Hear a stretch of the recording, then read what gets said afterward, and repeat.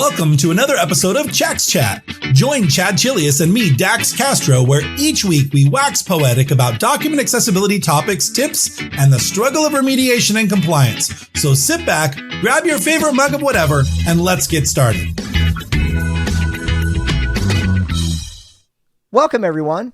Today's podcast is sponsored by Tamin Incorporated, a full-service accessibility and technology practice. Tamin partners with organizations of all sizes to shift mindsets and empower people. Wherever you are on your inclusive journey, Tamin's team can help you with web accessibility assessments and accessible digital solutions. Tamin believes that access to information is a human right, so head on over to tamininc.com and get more information.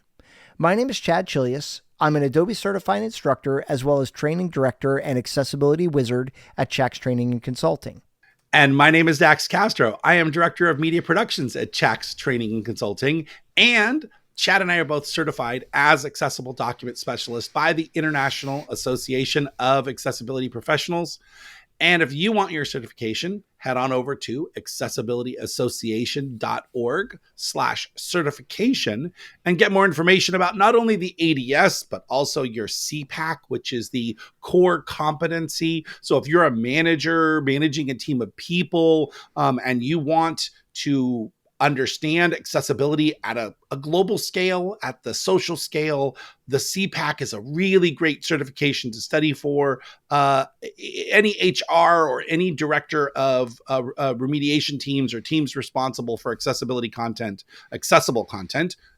it would be great to have that certification. So head on over. Yeah. Awesome. Hi, how you doing, Chad? Doing well. The weather's finally starting to mellow out here in the Northeast. It's actually like a t-shirt day. I have only a t-shirt today. I think the last 6 months I've been in long sleeves when we do our podcast, but it's a really nice change.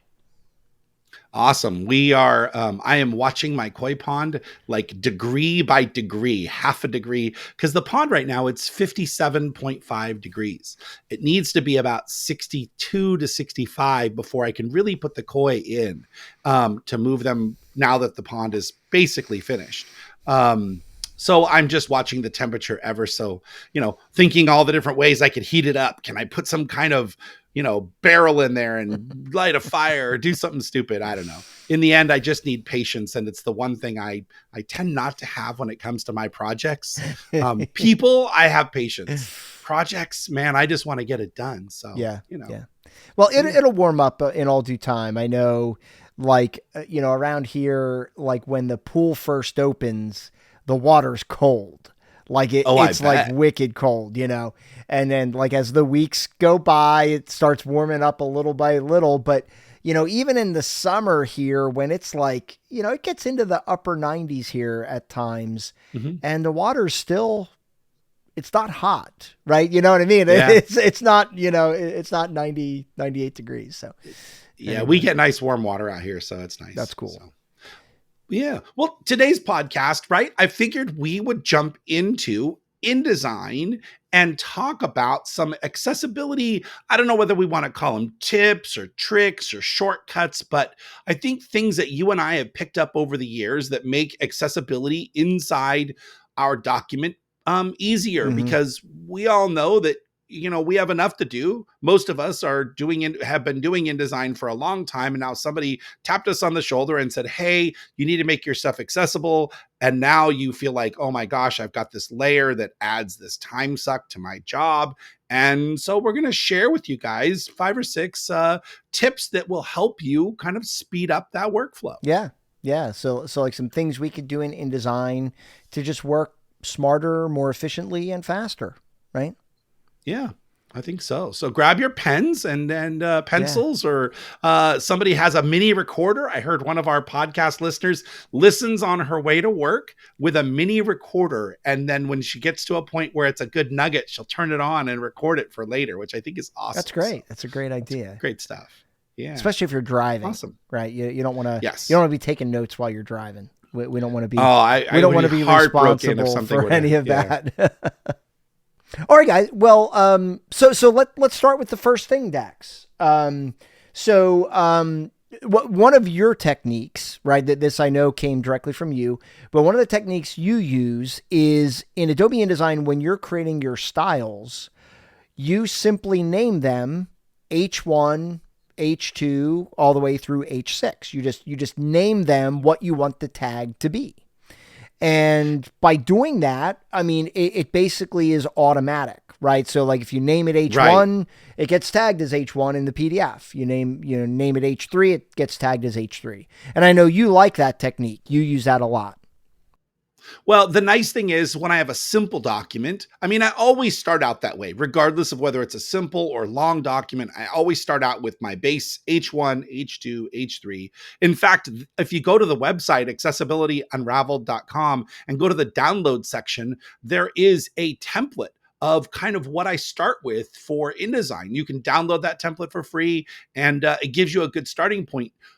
But sometimes in longer documents, you end up with multiple H1s and multiple H2s and things like that. So you do have to go in and map those to the accessible style, to the accessible heading level. The moment it doesn't say capital H and then a number, you have to map it.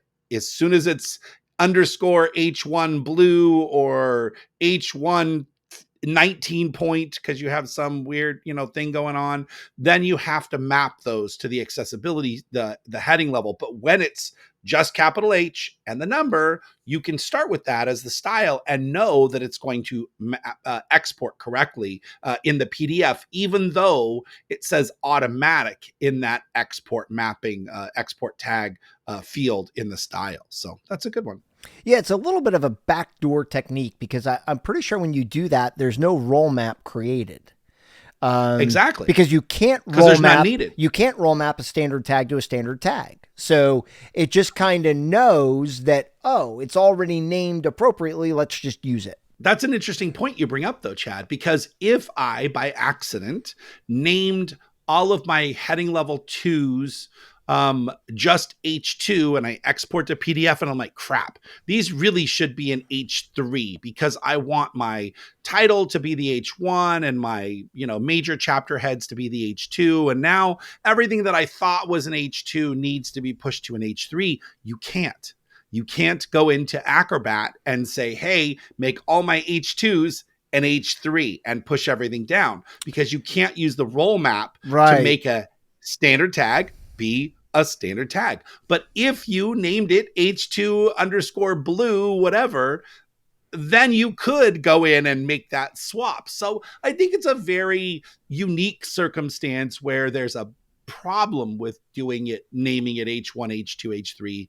I mean, alternative, you and I always teach, always go back to the source anyway. And, fix it in the source. So at that point you stop and go, okay, I screwed up. Let me go back to my InDesign document and just change it there. And that solves the situation.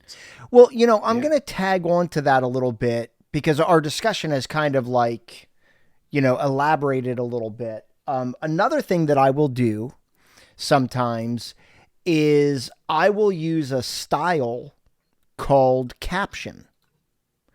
With a capital C, right? So caption with a capital C, and I'll use that to format all of my captions. You could do the same thing with block quote if you choose to. I mean, there's not a huge benefit in doing it. It's more just like if you want to make sure your content is semantically correct, right? But so for caption and block quote, you name the style exactly that. Caption, capital C, block quote, capital B, capital Q. Yes, so it's important you name them correctly. And so what you're effectively doing is you're naming the style exactly what you want the tag to be named. Now, it doesn't quite work as well as the H1 through H6 technique that we were just talking about. However, what really happens is that your caption and your block quote by default are going to get mapped to a P tag. But in your PDF, if you go into the role map and delete the role map that maps caption to a P and block quote to a P, now your tag name is going to be converted over to caption and block quote in the PDF.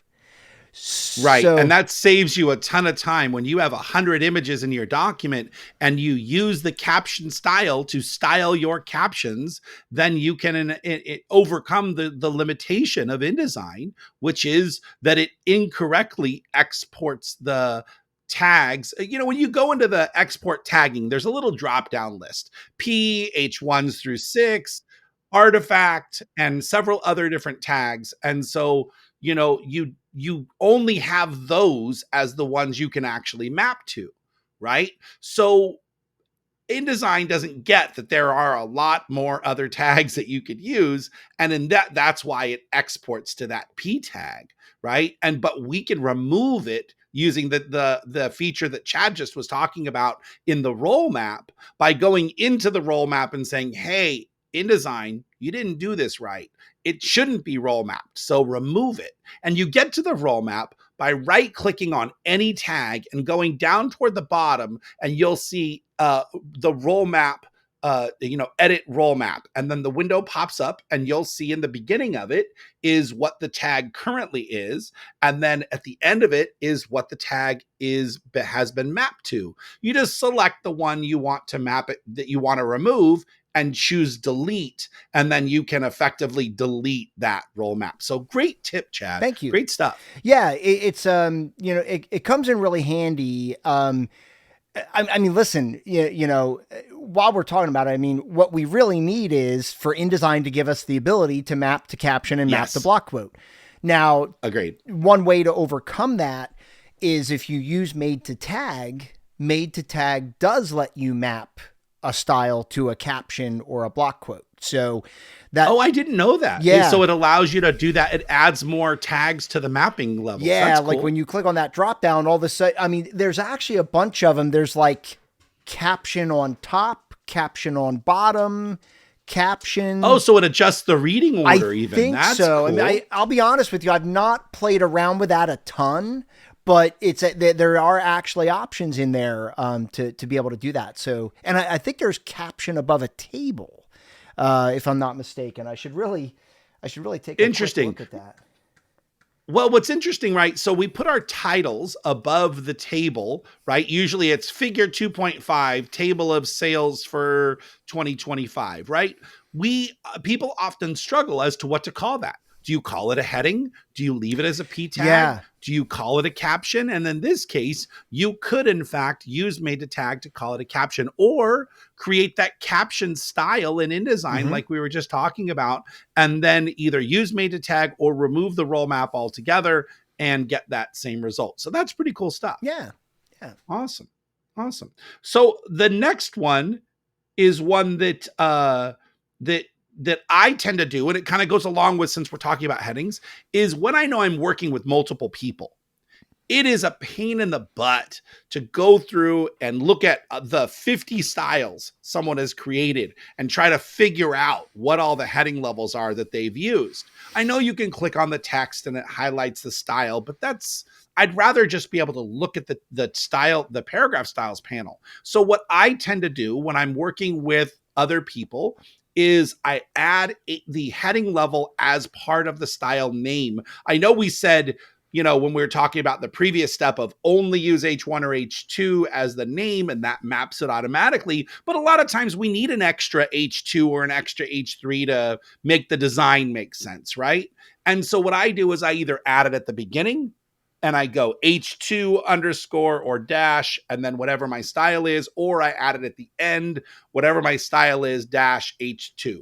And that way you can very easily look at the tag tree and go, oh, there are 3 versions of the H2, 2 versions of the H3, et cetera, et cetera. And so it just makes it really nice from just working with other people, understanding where they are when they design the document. Yeah, absolutely. And you're correct. And I mean, I take a very different approach with my naming convention, but I would also say, I feel like overall people have a tendency to overuse styles. Like They create way more styles than they really need. Like if they would just kind of back off a little bit and really take a look at what they need, they could probably get away with a lot fewer styles than what they created. Okay. Well, and that's what character styles are for, right? I mean, you can take an H2 and apply a character style to it to modify it in a way that allows the H2 to stay correct. But then if you needed for me, when I'm like coloring my heading levels, I'm going to create a color. I would start out by creating all my character styles for the different colors I might use. So if my theme is red and blue and purple, right? Then I might create a character style for each of those colors, and then I can apply it to the single H2 throughout my document. You could. I mean, that's certainly one approach. But like the one that I see a lot is people will create a bullet style. Mm-hmm. And then they'll create bullet first and bullet last.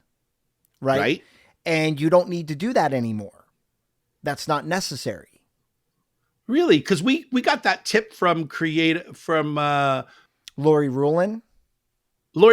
She said create the bullet first style and then the bullet next, and then you basically can allow you to have multiple lists that start over and over and over again, right? Is that what you're talking about, or did I misunderstand? Well, no, so what typically happens is like when you have a bulleted list, you want extra space above the first bullet and then extra space below the last bullet. And so they'll typically create a bullet first, a bullet last, and then bullets for in between. But you don't have to do that anymore because in InDesign, you can control that with one single style. Right. Yeah. Right. So no, and I tend to then look at my body paragraph or my heading and use space before to accommodate to think about that space between the heading or the paragraph and the bullet. But I can see where that can get convoluted if your document doesn't have all of those elements in it consistently. Yeah, I mean, like a lot of times the bulleted list appears between two paragraphs. Right. Sure. And then that's a similar situation. It's like, okay, do I have a body called body extra space below and a body extra straight, you know what I mean? Like you could really start overthinking it. Yeah, it's a rabbit hole. Yeah, it really is. A rabbit hole. All right, man. Well, Chad, what about the all export tags? Yeah, so that's a really good one because I know now that this next tip kind of depends on you being familiar with your content, because if you don't really know what the styles are being used for, it may not help. But if you do know what all your styles are, InDesign has a feature called Edit All Export Tags, right? And so instead of you having to edit one style at a time and change the export tagging and then go to the next style and edit, the Edit All Export Tags brings up a list of every style in your document. And then the next column over has the tag that it's mapped to. So provided you're familiar with your content and you understand how you're using your styles, you could just go down that list and go, oh, that's an H1, that's an H2, that's a P, whatever it might be. And you could just edit all of your styles in one single location without having to go and edit each style individually. Well, I will tell you the reason I use it is because I am infamous for copying styles and using them for other things. And very often I will end up with a PDF. I go start walking the tags tree and I'm like, I have 9 H3s in a row because somehow my bullet list got mapped to an H3. And when I'm going through that edit all export tags, I can very clearly see, that's a bullet list and that's my incorrectly mapped to a heading level. So, yeah, I mean, you're right. That's a really good point, Dax. You can use it to, what's the word? Like double check yourself or QA/QC, proof, kind of proof check it, because the other thing I run into all the time that kills me, like it drives me crazy because, people think they're doing something beneficial. But I can't tell you how many times I run into a case where they created a bulleted list style and mapped it to a P tag. Right. And I'm like, no, that broke it, right? I mean, it actually breaks the functionality because now your list is not tagged as a list. It's tagged as a P tag. It's tagged as P. Yeah. So I will often go through that edit all export tags, look for any style called bullet, and make sure it's not mapped to a P tag, just as like a double check. Well, and I think a lot of times what happens is their body paragraph is mapped to a P tag rather than set to automatic. So when they copy that style, they hit duplicate style and then change it into the bulleted list, they've locked that P tag into place unknowingly. So, Yeah, that is a good point. The next one, Chad, is one that you taught me, which is the shortcut for adding items to the articles panel. Now, I'm a fan of holding down Control or Shift, I forget which one it is, and selecting each of the items on my page in order and then dragging them all over. But you use a shortcut key, which I think is interesting. Yeah, I mean, and everybody does it differently. Like whenever I teach the InDesign class, people will ask me, well, can I do it this way? And I'm like, well, that's an interesting approach. But the answer is yes, you can. Just like you said, Dax, I mean, you prefer to click on objects in the order that you want them to be read, and then you'll just drag them all over. And the order in which you click them becomes the order they appear in the articles panel. So that's great too. I mean, as long as you get them all. well, yeah. That in and of itself is a great little tip. But like for me, and it's probably just the way my brain works, right? I like to click on an object and say, add it in there. And then click on the next thing and add it in there. And the default behavior of the articles panel is drag and drop. And talk about carpal tunnel, right? I mean, like if you've got a ton of stuff in your document, you're just like dragging and dragging and dragging, and it becomes a little exhausting. So what I do is I create a custom keyboard shortcut in InDesign to add selected item to the articles panel.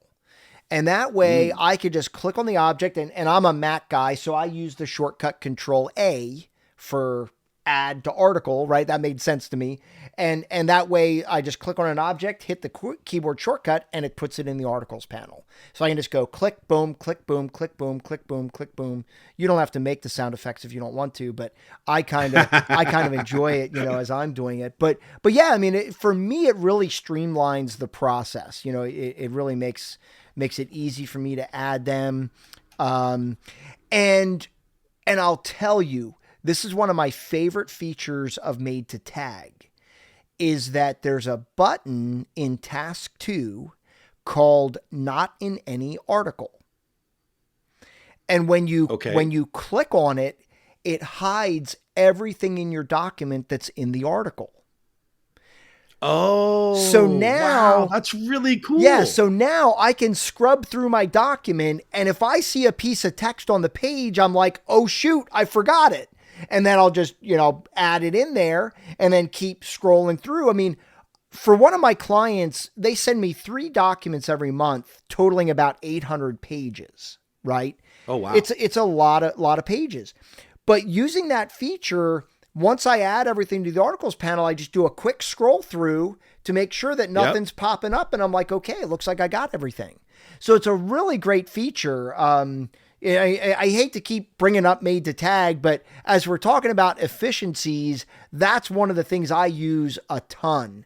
And it kind of makes me wonder, like, if you could do the same thing with a script. I'll bet somebody could script that for us too. Say, like, run. Interesting. How would you know if it's in the articles panel? That would be the thing. Well, I mean, InDesign knows. Yeah. Right? I mean, InDesign knows the objects that are in the articles panel, and I got to believe that in InDesign, there's a connection to that object. So if you could just iterate through the articles panel and say, hide, I don't know. It's something to something to think about. That might be something we could test. Yeah. We always get ideas when we're doing these podcasts, right? Of course. That's the beauty of who we are, Chad. So I want to, before I cover the last one, I want to cover one that you showed me. I learned on stage. We were at a conference and you're like, oh, just press the you didn't even say it exclamatory. You just kind of were like, just press the escape key to select the table cell. And I was like, what? Do what? I have been using InDesign my entire life and never knew that if you just pressed escape inside a table cell that it would select it. I always take my mouse and I'm dragging it to the right until the cell gets highlighted. And it's arduous, it's isn't highlighting it? other Yeah, crap. Yeah. So just being able to just put your cursor in the cell and hit escape was like, honestly, I used it yesterday, nice. buddy. I'm telling you, I use it almost every day. So great stuff. And then the last one I want to talk about is one that I think we both use, which is creating an object style for artifacting, right? So many times, well, if you're using the articles panel, this doesn't really come into play, but many times we're not using the articles panel, or we want to specifically mark something as decorative because of where it sits or how it is part of the content, right? And so you can right click on an object and go to object export options and then go to the tag PDF panel and then go down and change the source to artifact. And yeah, that's a process, right? Or you can just create a shortcut, and I use Control-Alt-O for me is my shortcut, and that sets something as an artifact. You're going to open the object styles panel, and you're going to create a style called artifact. And then you're going to make sure you've unselected every single option, every modifier in that entire list, except for the one under export tagging, and you select artifact. And now you set a shortcut key for that. And that's where my Control-Alt-O goes into play. And then now, whenever I want to artifact something, I can just select it and hit my shortcut key, knowing that that object style has been attached to it, and it's in fact going to be artifacted very quickly and easily. Yep. And to elaborate on that, did you know that if you option click on the first checkbox of all those options, it'll disable all of them? Well, what's interesting is I always get confused because there's the nothing in the box. Then there's the line in the box, and then there's the check in the box. And I never know if the line in the box means nothing selected as well as the nothing in the box. So the hyphen or the line, I think you're saying, is ignore. It means okay. Because, and this is really important when you're doing table styles too, because there's a difference between none and ignore. Oh. Like none is none. Like if you say fill with none, it fills it with none. But if you say ignore, then it honors what's there and allows it to come through. So if you had a white box, well,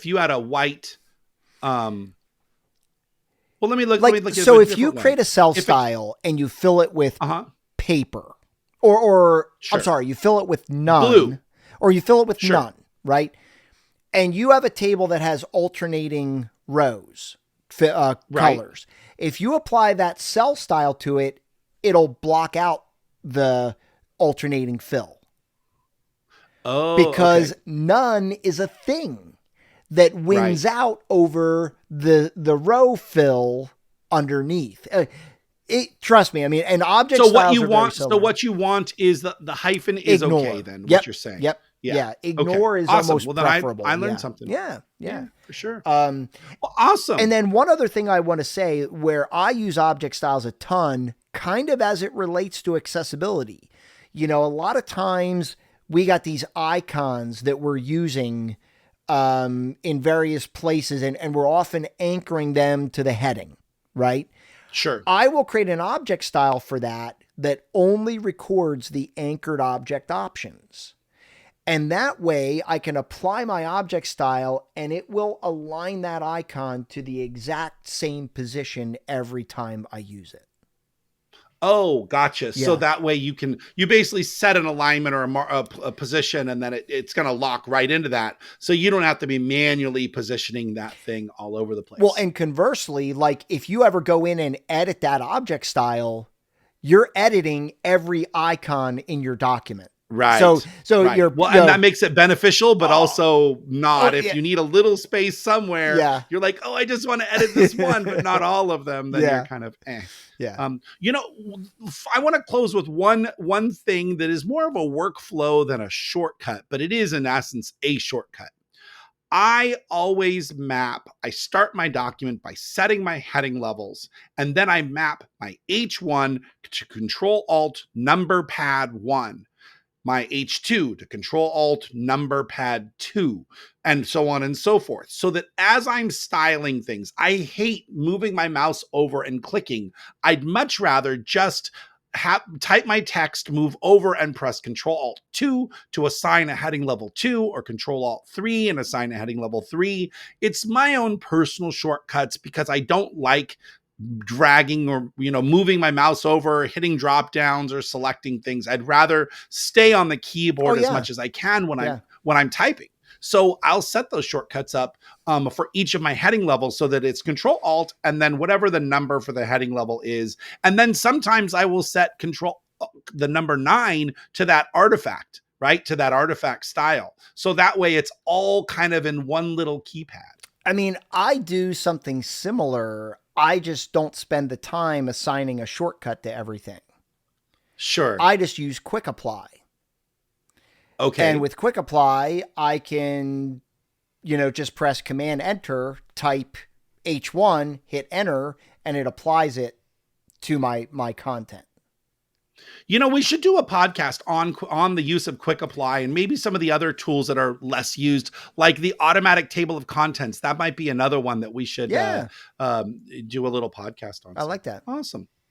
Good stuff, Chad. Good episode. Hopefully everybody got took some good notes, and you can apply maybe not all of these, but some of these that work for you. And just remember, when you start applying and doing something different, you're going to feel slower.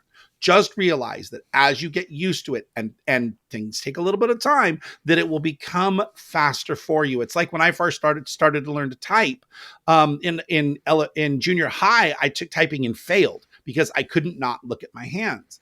And then I think I was in my early 20s when I'm like, you know what? I'm going to get this. And I taped the piece of paper on my keyboard. I put my hands underneath it. And I was like 13 words a minute.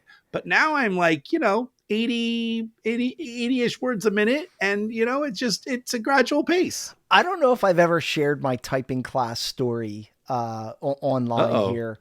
I took typing in 9th grade, I think 9th or 10th grade.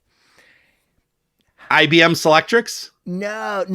I mean, they were typewriters at the time, although they were electric typewriters. And then we got a couple word processors in that had the LCD display at the top, and you could type like 256 characters, and then you could say send, and then it would type it all out on the paper, and then you could kind of start over again.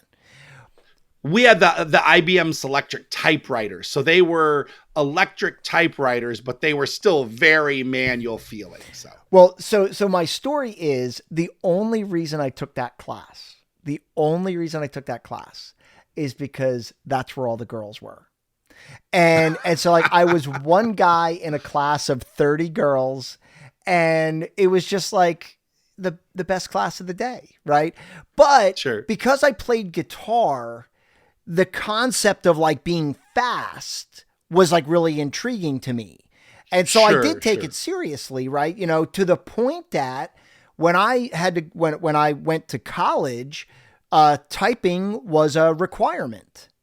And I was there for 2 classes, and my instructor said, just come back for the final. I could have tested out of it. I totally could have tested out of it. But I just don't think I was organized enough at the time. And my instructor's like, you don't need to be here. So. What's so interesting, Chad, I know we're kind of segueing here as we close, but I wonder, are typing classes still offered? It seems so weird now to me to think that people would learn typing in a class, because keyboards are so ingrained into everything we do at a very young age. I mean, even the keyboard on a cell phone starts priming kids at 5 and 6 to know where all those keys are. Do they even do that in school anymore? That's a really good question. I don't even know. I remember watching, I don't think it was a TEDx. It was something like that. And this guy invented where you could like hold your hands on this LCD and it would heat up, and then you could like move things around. But he also talked about having a keyboard that would move with your hands. So like Oh, wow, you could interesting. literally type on an LCD, but Mhm. it would, if you knew how to type, I mean, I still don't know how this would work, but if you knew how to type and you moved your fingers in the right order, you could just type anywhere on the screen. And I always thought that was a really intriguing idea that I've never really seen, because even when I type on a phone, I'm not using my keyboard knowledge, I don't think. I use swipe. I don't type letters. You do the swipe I thing? use swipe. I can do it with my eyes closed. I can do it with my thumb. I can do it not even thinking. My wife cannot swipe for anything under any circumstance. So, well, we digress. Yeah. Guys, I hope you've got some great stuff out of this session today. Thank you so much for sticking around. If you are still here, we love you and appreciate you listening to our banter. If you're looking for more training, go hit up our website. Yeah. We now have this thing called a waiting list. So if there's a class that isn't scheduled, but you want to take it, go look at the bottom of that class description and you'll see a waiting list. Sign up for that and we'll let you know the moment we schedule that class so that you can be included. All of our classes are 3 hours. They come with lots of handouts and all sorts of good stuff. Right, Chad? I think it's great, Dax, because you and I pick our next class by rolling the dice. I mean, let's be real, right? I mean, you and I are like, oh, I don't know if I roll that. Well, I mean, I look at what the classes are and which ones are more popular, which ones we haven't done in a while, and I try to use. Maybe it's a combination of like chance like and informed decision, educated rolling of the dice. You know what I mean? But like, I guess my point is like, you know, we're like, well, we haven't done this class in a while, or we're like, oh, this one's kind of due to come up. Where having a waiting list, we could just kind of look at that and be like, oh wow, we got some demand here. Let's do that. You know, and it gives us a way that we can intelligently schedule the next classes that are coming up. So I think that's really cool. Yeah. It's going to be really helpful. Yeah. All right, guys. Well, thank you for tuning in. We really appreciate you all. Again, we want to thank Tammin for being our sponsor on today's podcast. Remember, Tammin partners with organizations of all sizes to shift mindsets and empower people. And they believe access to information is a human right. So head on over to tammininc.com to get more information. My name is Chad Chelius. And my name is Dax Castro, where each week we unravel accessibility for you. Thanks, guys.